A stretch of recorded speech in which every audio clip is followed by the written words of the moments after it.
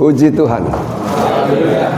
Selamat hari Minggu, kita bisa bertemu kembali.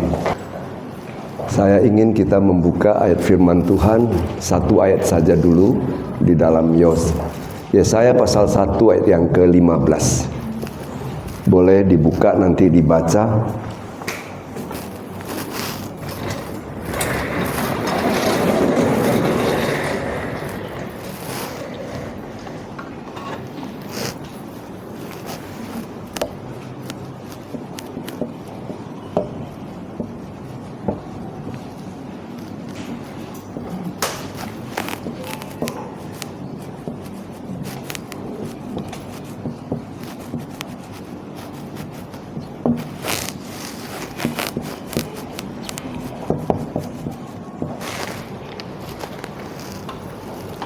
Mari kita sama-sama baca ya.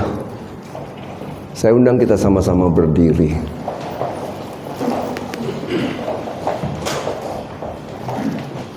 Satu, dua, tiga. Apabila kamu menadahkan tanganmu untuk berdoa, aku akan memalingkan mukaku. Bahkan sekalipun kamu berkali-kali berdoa, aku tidak akan mendengarnya. Sebab tanganmu penuh dengan darah. Kita tundukkan kepala. Terima kasih Bapa di surga. Pagi yang indah ini kami bersyukur kami boleh kembali mendengarkan kebenaran firman-Mu. Tuhan, kami percaya anugerah-Mu masih terbuka sampai pada saat ini. Janji-Mu untuk memulihkan kami tetap masih terbuka, Tuhan. Terima kasih buat kebenaran firman-Mu pada pagi hari ini. Berkati dan urapi kami semua, bahkan hamba-Mu yang akan menyampaikan kebenaran firman-Mu, supaya kami boleh menggali kedalaman firman-Mu dapat dipahami bersama. Dalam nama Tuhan Yesus kami berdoa dan ucapkan syukur. Amin. Puji Tuhan. Silakan duduk. Nah, Bapak Ibu, ketika Yesus masih hidup di atas muka bumi sebagai manusia Allah dengan tubuh jasmani seperti kita, maka di dalam Lukas pasal 11 ayat 1 di sana dikatakan, murid-muridnya berseru kepada dia, "Guru, ajarkan kami berdoa." Jadi saya mau katakan bahwa doa adalah bagian daripada kegiatan hidup kita yang tidak terlepas, yang merupakan dinamika kehidupan kita hari lepas hari. Sebagai orang percaya, kita pasti berdoa. Mungkin doanya pagi hari sekali saja, mungkin doanya mau tidur sudah 2 kali, atau mungkin doa makan. Tapi adakah ada yang mengatakan begini, kalau makanannya cuma di bawah 5.000 nggak usah doa lah. Ya itu terserah dia, nggak masalah. Ya, tapi doa bukan diukur oleh jumlah besarnya nilai makanan. Doa sebagai ucapan syukur kepada Tuhan. Ya, nah, ketika kita mendengar tadi firman Tuhan, berarti ketika Tuhan menutup telinga, apa daya kita dan apa yang harus kita lakukan dalam kehidupan ini? Ya, padahal setiap hari kita berdoa dan berseru kepada Tuhan. Kita minta supaya Tuhan ya menjawab doa-doa kita. Mungkin Bapak Ibu ada doanya sudah lama belum terjawab. Maka kalau ditanya atau sama-sama sepakat, ya belum waktunya Tuhan. Betul? Belum waktunya Tuhan, itu bahasa santun untuk menunjukkan kita masih berharap sama Tuhan. Tapi pagi hari ini kita mau meneliti dan menggali kebenaran firman Tuhan. Mengapa sampai Tuhan menutup telinga untuk semua seruan doa kita? Ya, tapi Bapak Ibu jangan terlalu tegang karena pintu kemurahan masih terbuka. Kuasa-Mu terlebih besar. Lagu itu nanti ingin saya nyanyikan. Tak pernah terlambat janji-Mu ya Tuhan, pulihkan hidupku. Bapak Ibu yang duduk di sini semua anak-anak Tuhan. Pasti ada kemurahan Tuhan. Tapi mau kita belajar dulu ya. Mengapa sampai Tuhan menutup telinga? Ya. Ayat firman Tuhan ini ditulis oleh Yesaya. Bapak Ibu tahu kata Yesaya memiliki semakna dengan Yesus. Yesaya menulis ayat firman Tuhan ini ketika umat-umat Tuhan, bangsa Yehuda, ya, yang disebut Israel, yang disebut Putri Sion, ya, itu sedang dalam pembuangan. Ya. Nah, ketika mereka dalam pembuangan, mereka juga melakukan ibadah-ibadah. Tapi Bapak Ibu tahu bahwa ibadah-ibadah yang mereka lakukan itu di dalamnya termasuk kegiatan doa. Ternyata ya, melalui Nabi Yesaya dikatakan kepada mereka, sekalipun engkau menadakan tanganmu untuk berkali-kali datang berseru, berdoa kepadaku, aku akan menutup telinga. Ini adalah sesuatu yang miris, sesuatu yang kita tidak mau dengar sebenarnya. Kenapa? Karena kita sebagai anak Tuhan, hidup yang percaya kepada Tuhan, kita mesti setiap hari mau berdoa. Kalau seandainya kepada kita diberitahukan bahwa doamu tidak didengar, doamu tidak dijawab, pastilah kita sedih. Betul? Pasti kita sedih. Tapi pagi hari ini saya bukan membawa kesedihan bagi Bapak Ibu. Saya hanya memaparkan apa-apa hal yang kenapa sampai terjadi begini dan bagaimana penyelesaian ini bagi kita. Karena selagi kita masih bernafas, maka masih ada pintu kemuliaan. Saya pada waktu yang lalu menyampaikan firman Tuhan tentang diambil dari ayat 1 Tesalonika 5 ayat yang ke-17, tetaplah berdoa. Saya gambarkan doa sebagai nafas kehidupan. Jadi kalau nafas kehidupan kita sepertinya sudah terengah-engah, ya, maka ada sesuatu yang kurang beres, ya. Napas sudah terengah-engah kalau dibandingkan dengan napasnya lancar. Tentu kita mau cari tahu apa sebabnya. Sebab itu Bapak Ibu duduk dengan tenang, perhatikan ya kebenaran firman Tuhan. Nah, ayat firman Tuhan ini ditulis oleh Yesaya kepada umat Allah. Yang kalau kita baca di dalam Yesaya pasal 1, coba dibuka pasal 1 ayat 1 sampai 3, saya baca dulu ya. Bapak Ibu perhatikan penglihatan yang dilihat Yesaya bin Amos tentang Yehuda dan Yerusalem dalam zaman Uzia, Yotam, Ahaz dan Hizkia, raja-raja Yehuda. Lanjut, dengarlah hai langit dan perhatikanlah hai bumi. Sebab Tuhan berfirman, aku membesarkan anak-anak dan mengasuhnya, tetapi mereka memberontak terhadap aku. Lembu mengenal pemiliknya, tetapi Israel tidak. Keledai mengenal palungan yang disediakan tuannya, tetapi umatku tidak memahaminya. Sampai di sini. Allah mengakui dan menetapkan posisinya sebagai pemilik, pemelihara daripada umatnya. Yang disebut sebagai Yehuda, yang disebut sebagai Israel, yang disebut sebagai umatnya. Bahkan nanti kalau kita baca di ayat 8, dia sebut sebagai putri Sion. Tetapi mirisnya di ayat yang 10, coba kita baca ayat 10. Ayat 10 dikatakan begini, dengarkanlah firman Tuhan, hai pemimpin manusia Sodom. Perhatikanlah pengajaran Allah kita, hai rakyat manusia Gomora. Mengapa Allah tidak sudi lagi memanggil mereka umatku Israel, putri Sion? Ya, mengapa Allah menolak memanggil mereka dengan memanggil mereka dengan sindiran manusia Sodom dan manusia Gomora? Mengapa? Ini merupakan apa? Metafora moral dan spiritual yang sangat radikal. Bayangkan, orang tua kita kalau tidak mau sebut nama kita lagi, menyebut nama kita dengan satu elemen, satu predikat nama yang kita tahu itu predikat nama yang tidak baik. Pasti kita sedih. Betul, Bapak Ibu? Sedih, kenapa kok orang tua sampai memanggil gitu? Itu bagi orang yang masih memiliki kesadaran. Mengapa sampai Tuhan memanggil umatnya itu pemimpin Sodom dan rakyat Gomora? Jadi baik pemimpin maupun rakyatnya sama-sama. Padahal ya di Kejadian pasal 19, Sodom dan Gomora itu sudah dimusnahkan Tuhan. Sudah dimusnahkan Tuhan. Tetapi rupanya roh Sodom dan roh Gomora masih berkeliaran bahkan sampai hari ini. Ya. Sehingga Allah tidak sudi memanggil umatnya Israel, umatku, putri Sion, Yehuda. Masing-masing punya makna. Kalau Israel memiliki makna engkau pangeranku. Nah, Allah tidak sudi memanggil itu, menyapa begitu. Ini kan sedih Bapak Ibu. Padahal kita sekarang diberi roh Allah, roh anaknya. Roma 8:15. Kita diberi roh anaknya untuk kita menyapa Bapa kita. Ya Aba, ya Bapa. Aba adalah bahasa dahulu Bapak Abraham ketika di Mesopotamia. Bahasa Ur-Kasdim yang artinya Bapa yang penuh dengan kemurahan dan kelembutan hati. Itu arti Abah. Kita diberi oleh Allah roh anaknya untuk menyapa begitu.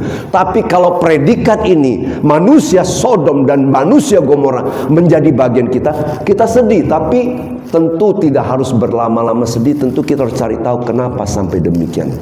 Artinya harus ada introspeksi diri. Saya mau katakan dua alasan Allah kenapa memanggil mereka manusia Sodom dan manusia Gomora, yang merupakan metafora moral dan spiritual yang begitu parah. Pertama alasannya, terjadi pergeseran identitas. Kenapa saya katakan begitu? Tadi kan sudah disebutkan di ayat pertama, dikatakan ya, firman Tuhan ini ditujukan kepada Yehuda. Firman Tuhan ini ditujukan kepada Israel, ditujukan kepada umatnya. Tapi Allah tidak menyebut mereka karena mereka sendiri yang berlaku sedemikian sehingga terjadi pergeseran identitas. Sebagai anak Tuhan, identitas kita adalah anak Tuhan yang disebut dengan apa? Domba-domba Allah. Domba itu mendengar. Tapi Tuhan katakan sampai mirisnya Tuhan meminta langit untuk menjadi saksi. Lihatlah anakku, lihatlah umatku. Sampai dikatakan apa? Lembu dan keledai. Lembu dan keledai itu tegar tengku Bapak Ibu. Keledai yang paling tegar tengku. Tapi dia katakan begini, lembu mengenal pemiliknya. Keledai mengenal palungan yang disediakan oleh tuannya. Tetapi umatku tidak. Berarti apa? Berarti kita diberkati, kita menjadi orang yang diberkati dan lain sebagainya. Jadi menjadi lupa. Bahaya sekali. Makanya Tuhan katakan apa? Di mana hartamu berada, di situ pikiranmu berada. Harta bisa menyelewengkan pikiran, tujuan, rencana hidup kita. Bapak Ibu, pasti Bapak Ibu merindukan diberkati. Tapi jangan sampai predikat ini menjadi bagian hidup kita. Oleh karena itu, ingat akan Tuhan. Kalau Bapak Ibu diberkati, bersyukur kepada Tuhan. Terima kasih Tuhan, oleh berkat-Mu aku hari ini bisa begini. Aku bisa kemana, aku bisa kemana, aku bisa kemana. Semua karena anugerah Tuhan. Tapi mereka tidak. Sampai Tuhan memanggil langit untuk menyaksikan, hai langit, perhatikanlah umatku yang kepadanya, ya, dia tidak mengenal lagi pemiliknya. Keledai yang tegar tengkuk kenal palungan yang disediakan oleh tuannya, tapi umatku tidak memahaminya. Saya berharap ini tidak terjadi bagi jemaat GPD Betani. Ya, itu doa saya. Satu, terjadi pergeseran identitas. Dua, terjadi kesetaraan dosa. Mengapa demikian? Kalau kita melihat Sodom dan Gomora, itu bukan hanya dosa seksual Bapak Ibu. Ada 3 harta, tahta, wanita. Ketika sudah kaya, harta ada, sudah terkenal tata. Ketiga, mengejar wanita. Coba kita perhatikan apa yang dikatakan oleh Tuhan tentang Sodom dan Gomora. Kita buka Yehezkiel pasal 16 ayat 49. Lihat, inilah kesalahan Sodom, kakakmu yang termuda itu. Kecongkakan, makanan yang berlimpah-limpah, dan kesenangan hidup ada padanya dan pada anak-anaknya perempuan. Tetapi ia tidak menolong orang-orang sengsara dan miskin. Bapak Ibu perhatikan baik-baik. Ya. Sodom dan Gomora kita tahu, waktu Allah membawa Abraham dan Lot keponakannya. Lot memilih Sodom, memilih lembah Yordan karena subur. Jadi mereka menjadi kaya. Ya. Mereka kaya. Tapi untung Lot masih bisa diselamatkan. Ya. Karena Lot berada di wilayah orang-orang yang diberkati kaya. Apa kesalahannya? Ya. Kesalahan pertama adalah congkak. Orang yang congkak pasti tidak bisa bersyukur dan tidak bisa mengaminkan bahwa semua bukan karena saya, semua karena anugerah Tuhan, semua karena berkat Tuhan. Tapi orang yang congkak tidak pernah bisa bersyukur dan berterima kasih kepada Tuhan. Ya, itu dia. Makanya Tuhan katakan dalam Ulangan, ya, Ulangan, supaya jikalau engkau makan, jikalau engkau kaya, jangan lupa bahwa itu semua kekuatan yang daripada Tuhan untuk engkau memperolehnya. Ya. Nah, ini orang Sodom congkak. Makanan yang berlimpah-limpah, kemakmuran yang membutakan mata. Sudah makmur. Sudah makmur. Istilahnya apa? Istilahnya apa? Kacang lupa kulitnya. Ya, dulu datang ke gereja masih jalan kaki, semua disambut. Ketika datang gereja sudah pakai mercy, nggak nampak lagi mercy-nya. Artinya nggak datang gereja, tapi sini baik-baik kok. Semuanya baik-baik. Dulu naik Honda Butut, sekarang naik Fortuner tetap masih di gereja. Itu yang saya senang. Dan saya mau supaya anak-anak Tuhan semua begitu. Ya, itu. Artinya kita menghargai kemurahan Tuhan. Ketika kita diberkati, kita ingat akan anugerah Tuhan. Ya, jangan seperti kisah Lazarus yang miskin dengan orang kaya di dalam Lukas pasal 16. Firman Tuhan kan katakan dua-dua meninggal, dua-dua mati. Tapi Lazarus di pangkuan Bapak Abraham, orang yang kaya berada di Seol atau di lembah kemestapaan. Di lembah itu dia lihat ke atas dan lihat, oh, ternyata Lazarus di pangkuan Bapak Abraham. Artinya apa? Artinya dia kenal waktu hidup. Tapi kenapa diabaikan sampai Lazarus ingin makan dari meja yang jatuh dari orang kaya ini pun tidak diperhatikan. Halo, artinya apa? Jangan pelit. Kalau ada yang berkesusahan, mari kita perhatikan. Mari kita perhatikan. Ya. Nah, apalagi hedonisme hidup, ya, seolah-olah dunia sudah milik dia, semua milik dia. Nah, dari tiga ini barulah timbul dosa seksual. Karena pastilah harta dulu, tahta dulu, baru wanita. Nggak ada orang, nggak ada harta, bagaimana mau datang wanita? Saya ketawa ketika seseorang, ya, seseorang kirim sama saya satu foto. Dia duduk begini sambil makan. Di belakangnya tulis, jangan dekat saya, nggak ada uang karena uang dipegang istri. Mana ada laki perempuan yang mau cari laki-laki yang nggak ada uang? Makanya dia tulis begitu. Berarti benar kan? Kalau ada harta, pastilah sudah menyeleweng sana menyeleweng sini. Tetapi anak Tuhan yang di sini tidak ada. Semua baik-baik. Sana sini saya tidak tahu. Ya.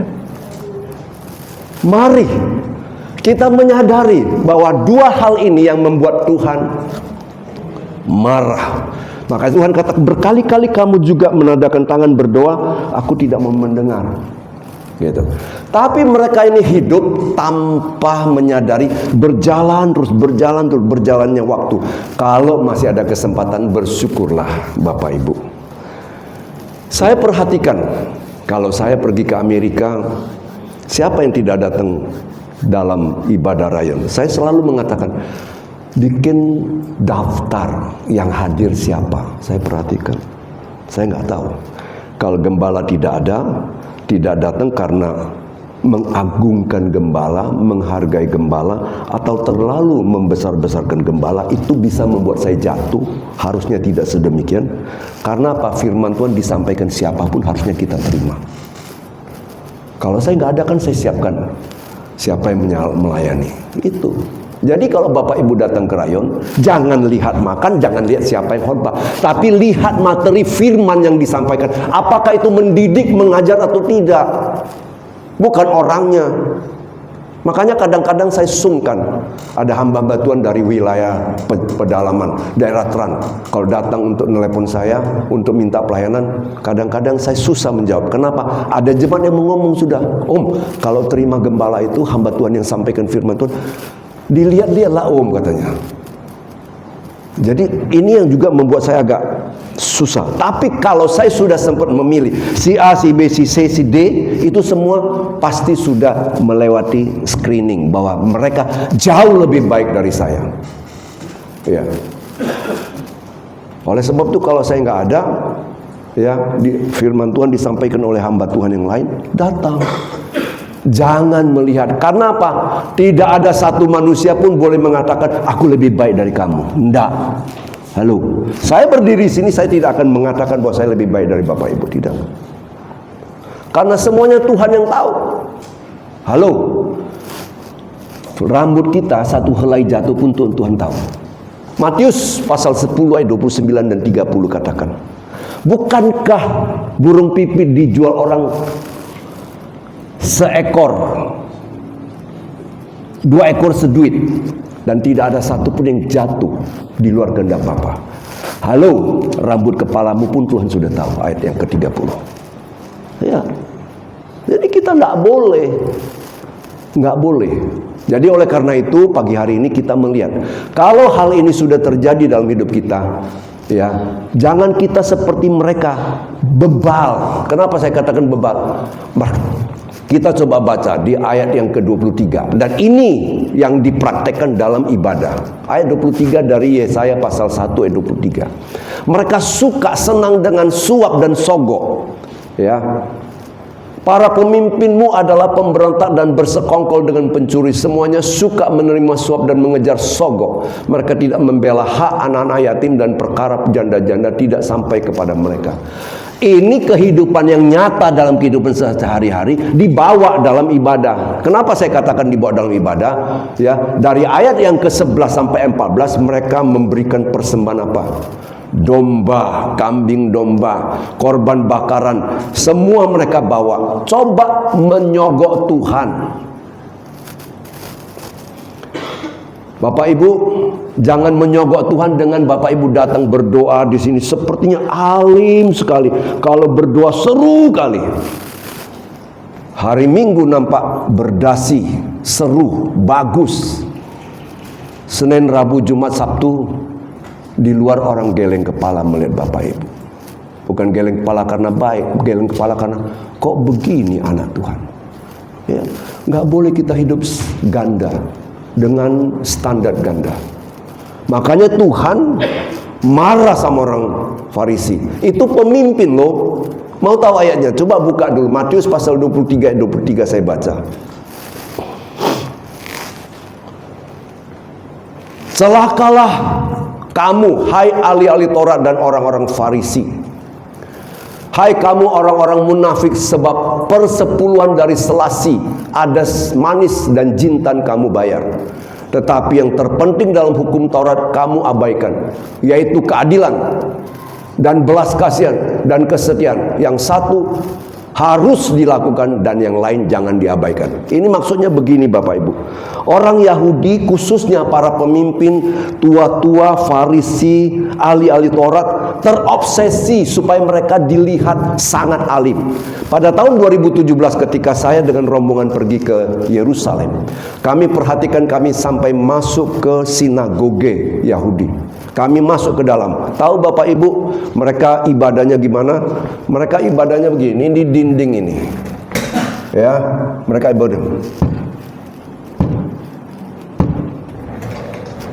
Ada lagi yang lain ibadah seperti itu sampai sini hitam.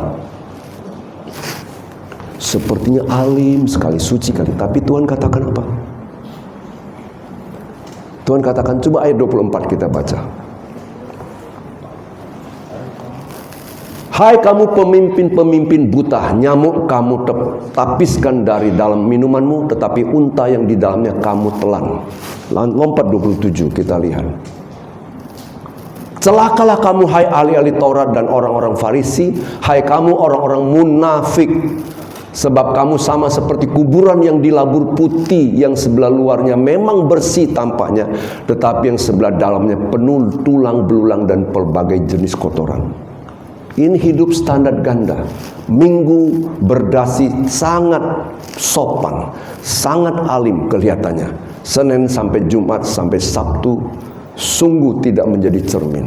Ini standar ganda. Ya. Orang Farisi ini terobsesi untuk hidup benar di hadapan Tuhan.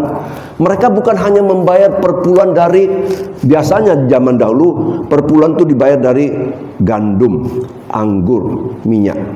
Tapi mereka terobsesi supaya nampak lebih lagi, mereka bayar perpuluhan dari apa?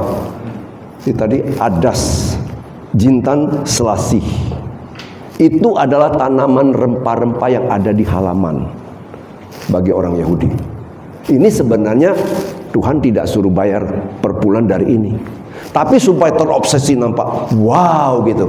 Tuhan tidak ngomong pun dia ambil, dia setorkan, dia bayar perpuluhan. Kan seolah-olah luar biasa kan. Yang tidak masuk bagian harus dibayar pun dia lakukan. Nampaknya luar biasa Bapak Ibu. Halo. Ternyata Tuhan mencela. Terobsesi untuk hidup benar, terobsesi untuk hidup kudus. Tapi tidak ada yang bisa disembunyikan di hadapan Tuhan. Tuhan tahu karakter hidup kita, Tuhan tahu hati kita, Tuhan tahu siapa kita. Tuhan tahu. Saya masih ingat istri saya waktu kami baru buka pelayanan. Ya, anak saya yang laki-laki itu kan selalu bilang, miu miu. Nanti kalau dia udah ketemu mamanya, cupang sini, cupang situ. Suatu hari anak saya Daniel yang memain keyboard, dia pergi. Ibunya udah bilang, besok pelayanan, jangan malam-malam pulang. Ternyata malam itu dia pulangnya jam berapa Bapak Ibu tahu? Jam 1 pagi. Mamanya cuma kasih dia sampai jam 10.30 gitu. Dia pulang, mamanya nggak mau buka pintu. Papanya kasihan takut anaknya pulang, nggak pulang. Nggak dikasih masuk. Nggak dikasih masuk. Padahal besok mau melayani, mamanya bilang, tak usah, nggak melayani, nggak apa-apa. Pasti besok ada orang yang main keyboard. Betul, besok dia nggak main keyboard. Itu anak sendiri. Besok nggak usah main keyboard kamu. Pasti ada orang lain. Betul, besok ada orang lain. Tapi tahu jam 2 saya keluar, saya keliling-keliling cari anak saya kan. Saya takut juga anak saya kemana nanti hilang gitu ya. Ya. Mama keras, bapak lunak. Ya. Keliling-keliling cari sampai jam 3 nggak ketemu, pulang tidur. Saya doa sajalah. Besok dia pulang. Besok pulang jam berapa dia pulang? Jam 9 dia pulang. Dia pikir dia mau bisa melayani, tapi istri saya katakan, no, kau nggak usah melayani. Jadi kalau panggil mamanya, dia cupang kiri, cupang kanan, miu miu, I love you, tapi hanya sekedar kata-kata. Tuhan juga nggak mau begitu Bapak Ibu. Tuhan nggak bisa disuap, nggak bisa disogok. Artinya apa? Tuhan tidak bisa diperalat. Amin. Tuhan tidak bisa diperalat. Semua inilah yang membuat akhirnya di ayat ke-17, ayat ke-15 yang menjadi ayat pokok kita, saya ingin baca ulang supaya Bapak lihat. Ayat ke-15 berkata begini. Apabila kamu menadahkan tanganmu untuk berdoa, aku akan memalingkan mukaku. Bahkan sekalipun kamu berkali-kali berdoa, aku tidak akan mendengarkannya, sebab tanganmu penuh dengan darah. Jadi, tadi saya mau katakan, kenapa terjadi metafora moral dan spiritual bagi anak-anak Tuhan? Oleh karena hal-hal tadilah. Ya, sudahlah mereka kehilangan identitas, sudahlah mereka memiliki kesetaraan dosa dengan bangsa-bangsa Sodom dan Gomora. Mereka coba merayu Tuhan dengan berbagai tingkah laku mereka, seolah mereka di hadapan orang itu semua baik dan bagus. Halo Bapak Ibu. Jangan menyuap Tuhan. Jangan coba-coba sama Tuhan. Mungkin gembala bisa nutup mata. Seharusnya saya sebagai gembala. Harusnya saya sebagai gembala. Misalnya kalau ada orang tiba-tiba memberikan persembahan 1M. Harusnya saya tanya, uang itu dari mana? Harus. Kalau tidak, bisa bahaya. Kalau uang korupsi masuk sini, nanti masuk KPK, gembala dibawa pergi. Betul atau betul? Jadi harus tahu juga sebenarnya. Karena apa? Memang gereja harusnya bukan disogok. Tuhan tidak bisa disogok. Ya. Oleh karena itu, mari perhatikan. Yesaya pun mengatakan, Yesaya pasal 59 mengatakan, yang menjadi masalah Tuhan bukanlah tangannya singkat. Coba buka. Yesaya pasal 59 ayat 1 dan 2. Kita baca. Sesungguhnya tangan Tuhan tidak kurang panjang untuk menyelamatkan dan pendengarannya tidak kurang tajam untuk mendengar. Tetapi yang merupakan pemisah antara kamu dan Allahmu ialah segala kejahatanmu, dan yang membuat dia menyembunyikan diri terhadap kamu sehingga ia tidak mendengar ialah segala dosa. Kita sudah lihat, inilah kondisi bangsa umat pilihan Allah. Tapi luar biasanya kita memiliki Tuhan yang penuh dengan anugerah. Tuhan kita adalah Tuhan yang penuh dengan anugerah. Kuasa-Mu terlebih besar, Dia sanggup memulihkan kita. Karena apa? Ayat selanjutnya kita baca. Ayat 16 saya ingin baca dari Yesaya tadi. Yesaya pasal 1 ayat 16. Basuhlah, bersihkanlah dirimu, jauhkanlah perbuatan-perbuatanmu yang jahat dari segala mataku, berhentilah berbuat jahat. 17. Belajarlah berbuat baik, usahakanlah keadilan, kendalikan orang kejam, belalah hak anak-anak yatim piatu, perjuangkanlah perkara-perkara janda. Waktu kami pergi seminar di Kerinci, saya membawa semua majelis ikut. Hanya ada majelis 1-2 majelis yang tidak ikut karena kesibukan yang tidak memungkinkan. Saya pertama nggak tahu juga materi yang mau disampaikan apa. Tapi rupanya di dalam seminar itu oleh pengurus majelis daerah yang disampaikan itu adalah tentang fungsi dan peranan majelis. Fungsi dan peranan majelis itu sangat penting. Antara lain besuk. Tidak mungkin semua harus dibesuki oleh gembala. Harus ada besuk yang dikendalikan dan di bawah pengawasan majelis. Apalagi hal-hal lain. Salah satu adalah adanya di GPDI, adanya diakonia. Ya, dari semua hampir 1000 peserta yang hadir di sana, salah satu yang bertanya itu adalah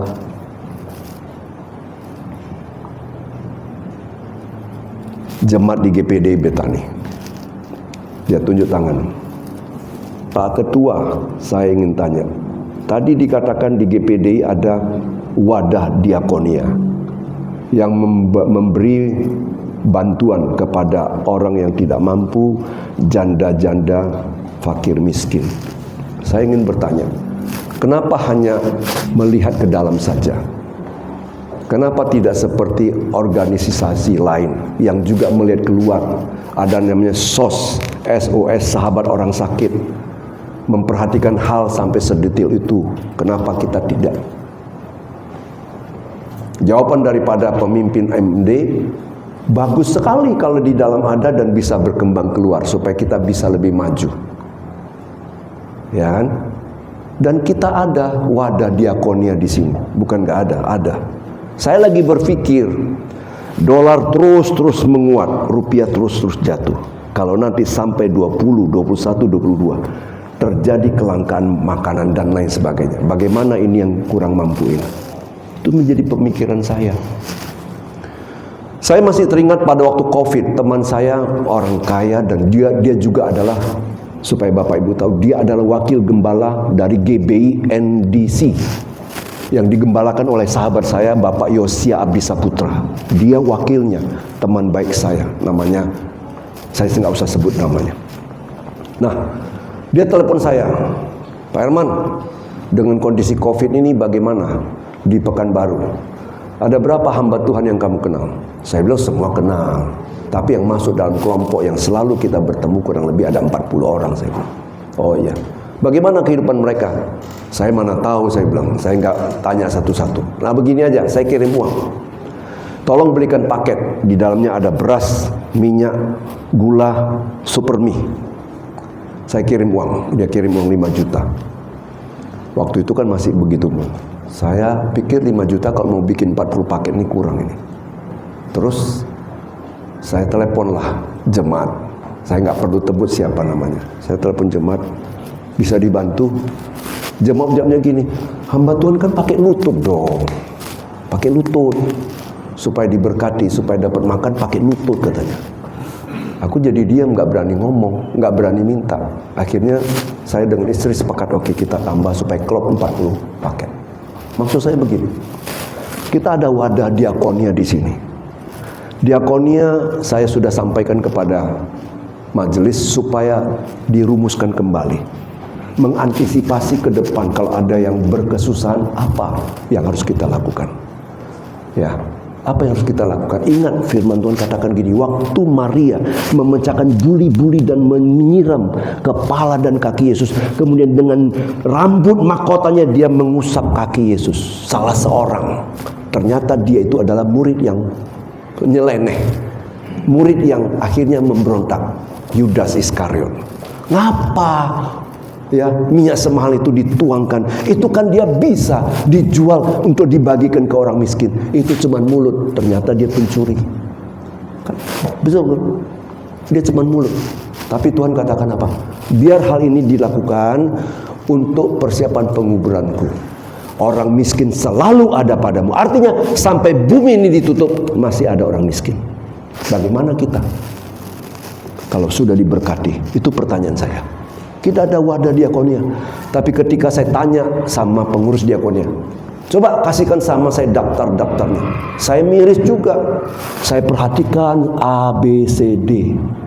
Ada yang sudah dapat diakonia, orang tuanya meninggal sudah dikasih, ya, ada sesuatu sudah dikasih, tapi dia sendiri kosong. Astaga, saya pikir, kenapa kosong?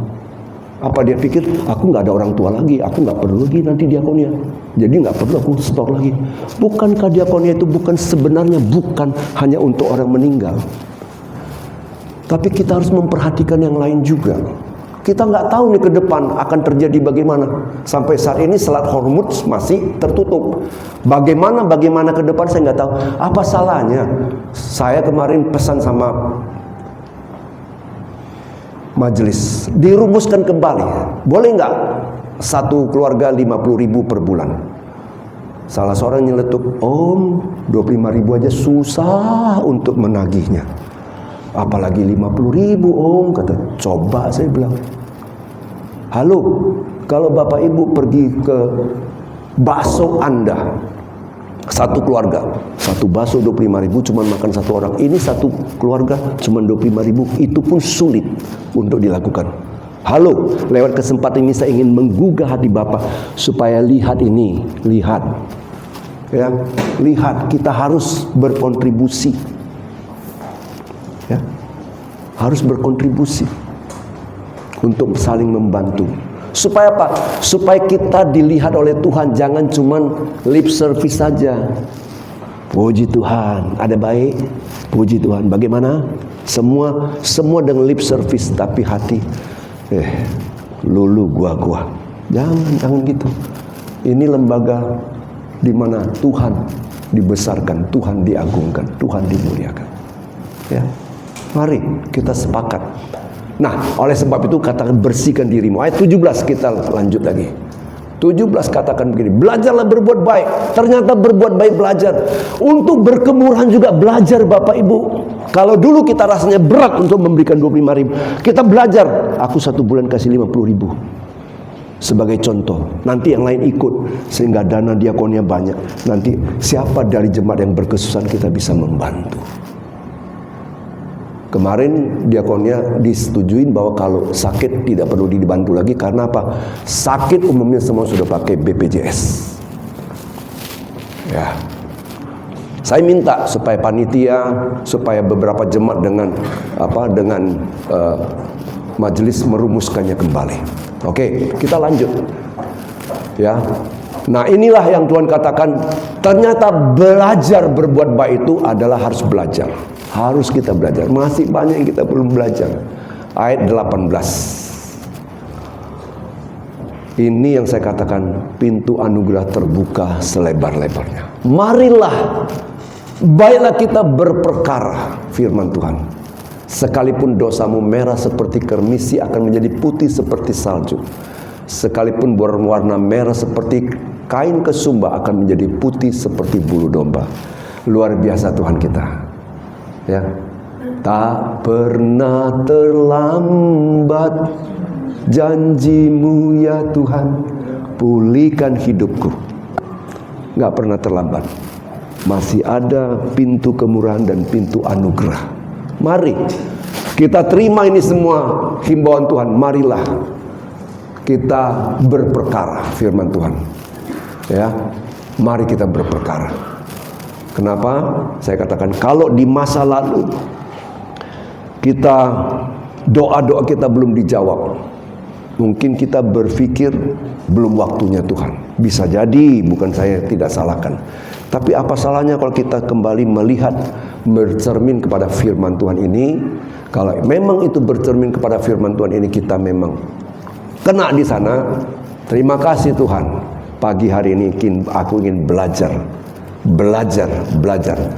tidak mengenal tua. Mari kita belajar kembali untuk pulih kembali datang kepada Tuhan. Dan Tuhan memberikan kesempatan. Bapak Ibu tahu nggak? Ya, saya pernah seorang hamba Tuhan dari Finlandia. Finlandia itu saya nggak tahu namanya apa. Waktu itu dia pakai kapal. Waktu saya baru pertama kali menjadi anak Tuhan di GPD Setiabudi. Ya, pada tahun 75-an. Itu ada penginjil dari Finlandia. Ya. Nah, dia pakai kapal menginjili di Kepulauan Riau. Ya kan? Dia datang memberikan firman Tuhan dan lain sebagainya. Ya. Waktu itu bukan hanya itu saja. Ada saja. Dia juga memberikan banyak sumbangan ke gereja-gereja, banyak juga. Ya. Saya berpikir ini luar biasa dari luar negeri. Tapi sudah saatnya kita memberkati kita sendiri, sesama. Ya. Nah, saya mau katakan ini adalah anugerah Tuhan yang luar biasa untuk kita. Mari ayat 19. Ya, 19. Jika kamu menurut dan mau mendengar, maka kamu akan makan hasil baik dari negeri ini. Ini adalah pintu kemurahan yang Tuhan buka bagi kita semua. Saya sangat senang kalau kita bisa menerima anugerah Tuhan. Saya tidak akan katakan si A, si B, si C, karena Tuhan yang lebih tahu dari saya. Tapi saya percaya kalau Bapak Ibu semuanya mempunyai hati yang masih mau menerima anugerah Tuhan, mari kita datang. Katakan kepada Tuhan, aku Tuhan ingin dipulihkan, supaya doa-doaku dijawab, didengar oleh Tuhan. Bapak Ibu yang tahu doamu berapa lama sudah dijawab atau belum. Apa masalahnya? Bapak Ibu lah yang tahu. Saya tidak mau menghakimi. Memang ada doa yang sengaja ditunda supaya kita belajar percaya. Ketika Lazarus sakit, dikabarkan kepada Yesus supaya segera datang. Firman Tuhan katakan dalam Yohanes pasal yang ke-15, saya kalau tidak salah, ayat yang ke-11 di sana dikatakan Yesus sengaja tinggal 2 hari lagi di tempat di mana dia berada. Kalau saya tidak salah ya. Kenapa? Supaya belajar percaya. Ada. Memang itu ada juga. Tapi ada juga yang mau pada pagi hari ini kita lihat hal-hal yang kita mau belajar. Semua kebenaran firman Tuhan disampaikan untuk kita belajar, untuk kita terima, dan kita menggali ini untuk memperbaiki kehidupan kita di hadapan Tuhan. Karena apa? Kalau kita tidak benar di hadapan Tuhan, bukan hanya doa, ibadah kita juga nggak berkenan di hadapan Tuhan. Ya, karena Tuhan memisahkan antara yang memberikan persembahan dengan persembahan. Itu sebabnya jawaban bagi Bapak Ibu udah jelas pada saat ini. Mengapa Kain persembahannya tidak diterima? Kejadian pasal yang keempat ayat 4 dan 5 di sana dikatakan Tuhan mengindahkan Habel dan persembahannya. Ayat 5, tetapi Tuhan tidak mengindahkan Kain dan persembahannya. Jadi persembahan bisa diindahkan pertama-tama orangnya dulu. Tuhan berkenan sama orangnya, maka persembahannya juga diterima. Hari-hari ini Tuhan sampai saat ini masih mencari penyembah-penyembah yang benar. Marilah kita menjadi penyembah-penyembah yang benar dengan satu tekad. Ayat 19. Ayat 19 kembali ditayangkan, Yesaya pasal 1 ayat 19. Jika kamu, bukan ini, ayat 19. Yesaya pasal pertama ayat 19. Jika kamu menurut dan mau mendengar. Mendengar dalam bahasa aslinya sema, dengar dan lakukan. Maka kamu akan memakan hasil baik di negeri ini. Saya rindu supaya jemaat Tuhan semua, walaupun hari-hari ke depan ekonomi belum tahu bagaimana, Tuhan pasti menjadi supply-mu. Tuhan pasti memberkatimu. Dengan kondisi ini, jika kamu mau menurut dan mendengar. Tetapi ayat 20. Ayat 20 kita baca. Tetapi jika kamu melawan dan memberontak, maka kamu akan dimakan oleh pedang. Sungguh ini firman yang diucapkan oleh Tuhan. Saya punya sangat keyakinan jemaat yang saya pimpin di sini yang sudah lama saya kenal adalah pribadi-pribadi yang mau mengikuti ayat 19 dan mengabaikan ayat 20. Karena saya mau melihat Bapak Ibu semua hidup dengan anugerah dan kemurahan yang diberkati Tuhan, sehingga kita boleh menjadi berkat bagi orang lain. Itu kerinduan saya. Tuhan memberkati. Mari kita sama-sama berdiri.